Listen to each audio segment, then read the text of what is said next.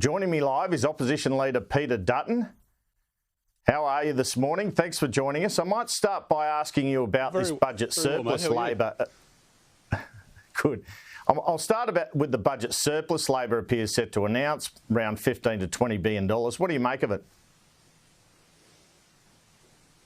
Well, look, I don't think the government can blame the previous coalition government for everything that's going wrong, and they claim credit for everything that's going right.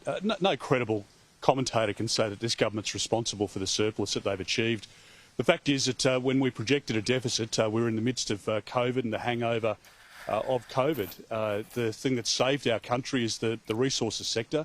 The Treasurer can't recognise that sector even by name, but the royalties and the company tax receipts obviously have been very significant, and I just don't think Anthony Albanese could credibly take credit for all of that.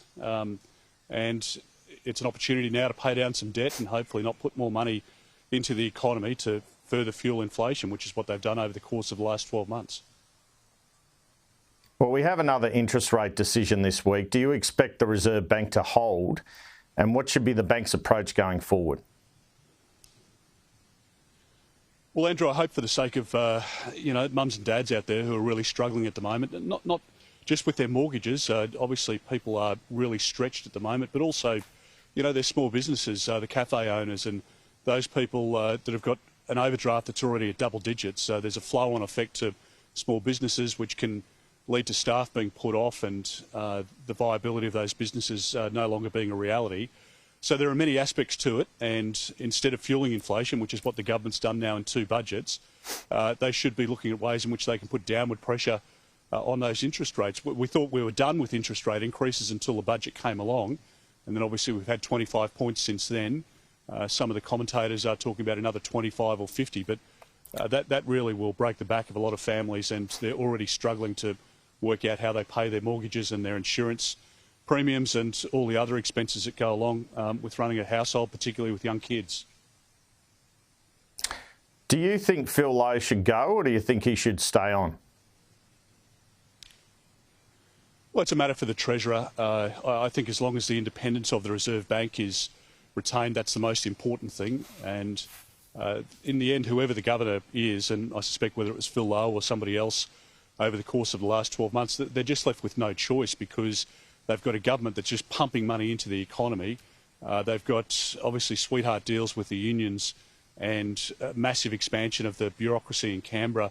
There are many decisions that the government's made, additional taxation that they'll collect over the next 12 months, the money that they're putting into the economy, as I mentioned. All of that is making the work of the Reserve Bank governor much harder. So Phil Lowe's really only responding to the actions of the Treasurer and the Prime Minister, and I think most people have been bewildered at the fact that, you've got to feel for Labor on this front, Andrew. I'll concede this. They are the most unlucky party in history since Federation. The economy sours on their watch every time. Now, is it a coincidence? I don't think it is. I think it's because they mismanaged the economy. Look, Queensland's got debt out of control under Labor. There's no infrastructure delivered. We'll see debt racked up in Dutton, New South Wales. Victoria, the economy there is a basket case. Mr. Dutton, they're about to produce a $20 billion surplus. It's going to be a record surplus. Is it that? I mean, I know you're claiming credit for it, but shouldn't they at least be congratulated for that? That shows some reasonable economic management, doesn't it? No, look, we're happy that there's a surplus there in 1 year, and then they go into recurrent spending, which is going to rack up significant debt over the forward estimates and then beyond into the out years. But let's be very frank about it. They achieve a surplus in this year because that's what they've been bequeathed from a coalition government of 9 years. And then when they're on their own over the next 5, 6, 7 years, all projected to be deficits. So let's be realistic about it. If they were serious, they'd have ongoing surpluses, but of course they won't. Mr. Dutton, didn't you have 9 years of deficits? Andrew, we inherited, don't forget this, this is what Labor does, they lock in spending into legislation. So when Tony Abbott came to government, when Malcolm Turnbull was Prime Minister, and when Scott Morrison was both Treasurer and Prime Minister, we had spending that we were committed to under the Labor government. We couldn't get the changes made through the Senate, as you well know, and that's what happens. Now, you go into a global financial crisis, or you go into a significant event like COVID, without JobKeeper payments, literally hundreds of thousands of people would have been out of work and lost their homes. So yes, we went into debt as a result of that, and it takes time to pay down Labor's debt and to deal with the aftermath of the party. And that's exactly what will happen at the end of this period of Labor government as well. When a Liberal government comes in, we'll have to clean up Labor's mess again. We'll have to start paying their debt down again, and we'll be the adults. It's like coming back to, coming back home after you've been away and the kids have been partying for the weekend. It's up to the adults to clean it up. That's what always happens. All right. Feels like everyone's an adult government these days. Now, we're 2 weeks away from the Fadden by-election. How are you feeling about your prospects there?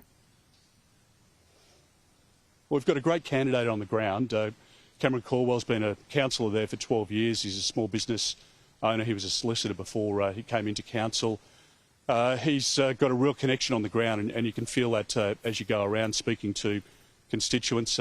He's delivered a lot of projects, job-making projects on the Gold Coast, northern end of the Gold Coast in his division. He's been involved in a lot of activities around supporting youth and getting them diverted from crime. So I think he's a very, very good candidate. He's a person of great integrity, and I'm confident he can win the seat. But by-elections are always tough, and I think he'll be a great representative for Fadden in Canberra. Is there a chance there could be a swing against you? And if there is, what would you attribute that to? Well, I think as John Howard pointed out in Aston, people have been to the polls 3 times in 10 months. And, people begrudgingly turn up to polling day every 3 years for a federal election. So people don't like having to go to a by-election and vote again after they've just voted 12 months ago. So there'll be that element to it. And the government obviously is playing tricks and funny games, milking all they can out of the robo-debt inquiry. They're going to dump that inquiry finding a week before election day. There's no coincidence in that. Bill Shorten's been out attacking Stuart Robert and really playing all of that up under parliamentary privilege, I might say. But all of that has to be a factor. But in the end, people know that in a by-election like this, you don't change the government. You can send the government a message in relation to cost of living and the fact that your power prices have gone through the roof under Labor and they're going to go much higher, and that people are now struggling to pay their electricity bills. And I don't think there are many people in Fadden who'll say that they're better off today than 15 months ago when Mr Albanese was, or just before he was elected Prime Minister. I take your point on Mr Shorten and the timing of those Stuart Robert revelations, but should the National Anti-Corruption Commission look at Stuart Robert? Well, Andrew, look, my position's very clear. I don't think I can be accused of being soft on law and order matters. I believe everybody should abide by the law. Nobody's above the law. And if there are credible allegations or suggestions, then they should be properly investigated by the police or by the Integrity Commission. So if people have information, instead of trawling it for political purposes through the press, they should refer it to the proper authority, in this case the Integrity Commission, allow them to conduct their inquiry. I note that Stuart Robert has, flatly denied the accusations, the allegations that have been made against him. But if there are credible allegations, they should be referred to the Integrity Commission for investigation instead of, being trawled through the media for political opportunity. And I think the people of Fadden are much smarter than that. I think they see what Labor's doing here. It's a smear campaign, and Cameron Caldwell, our candidate, is above all of that. He's a person who's delivered very significant outcomes for his local community, and I believe that's the type of candidate they'll want as their local member. You're right, Mr Robert denies it, but are you concerned that it could be prima facie corruption here if it's true that he was set to receive payments while a backbencher for projects getting up from these lobbyists? Well, again, there are allegations that he vehemently denies, and I don't know anything more than what I read in the press because the government dumps all of this into the media for their own political purposes, whereas they should be referring it to the proper authorities, and that's what I'd encourage them to do if, in fact, they've got the information. And there's a Royal Commission that's taken place, and we'll look at those findings, take that very seriously. But again, if there's a finding of guilt or innocence, that's to be determined through a proper process, which results in a judge and jury process, not trial by media. And in our country, we should remind ourselves, regardless, again, of who you are, nobody's above the law, and nobody's guilty before they're proven innocent. We should get back to the basics here in relation to some of these matters. All right, nobody's above the law. Well, you made comments on Friday you didn't believe Gladys Berejiklian was corrupt despite the findings of the New South Wales ICAC. Do you accept she broke the rules around disclosure and reporting suspicion of corrupt conduct? Well, Andrew, my position, I might say, is very close to Chris Minns, the Labor Premier in New South Wales, and I think we've both got a pretty common sense, pragmatic and practical approach. I don't know anybody of higher integrity than Gladys Berejiklian. She did a great job for her state as Premier, and my view is that if there is a finding of serious corruption, that should be a finding by a judge and jury.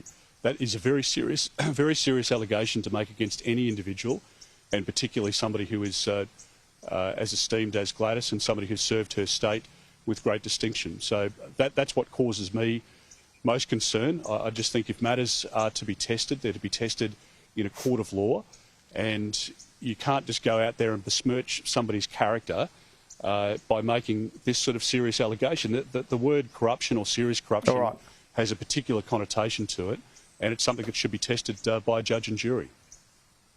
All right, well, if that's the case, if one of your MPs or former MPs is found corrupt by the NAC, will you be accepting that or saying, let's wait for a criminal trial?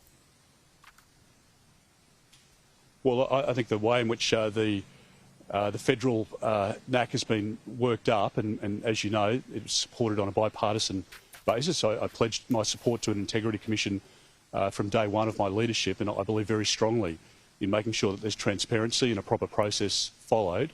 And when we work with the government, we were very mindful of the failings of the New South Wales model, which again has found people, to be guilty before there's been a finding by a proper process of a judge and jury. And also the delays that are taken. In some instances, people are cleared from any wrongdoing in these integrity commissions. They're not even notified that they've been cleared. And if you're somebody in the public eye, to be referred to a commission and to be assumed guilty before any investigation's taken place, I think it's a travesty. And I think it deters people from coming into politics at a time when we want good people coming in so that we can improve the level of governance and at three levels of government, the quality of people that we have in the parliament.